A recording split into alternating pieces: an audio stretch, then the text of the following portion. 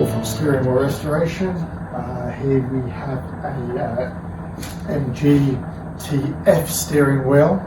You can see it's got this mottled tortoiseshell effect on the rim, and there's a gold boss. Came in with no rim at all, no plastic, and we've had to re-weld the ends of the spokes here, almost always loose on these wheels. I think they were made by Wilmot and Breeden in the 1950s. But we've got to mould that recast rim accurately with the finger grips, as you can see on the back there, and we can make the mottled finish lighter, darker. We've even done green and brown, so if you have a particular colour scheme, we can probably accommodate you. But it's an MGTF, also fits MGTD and Morris Minor, dates from the mid-1950s.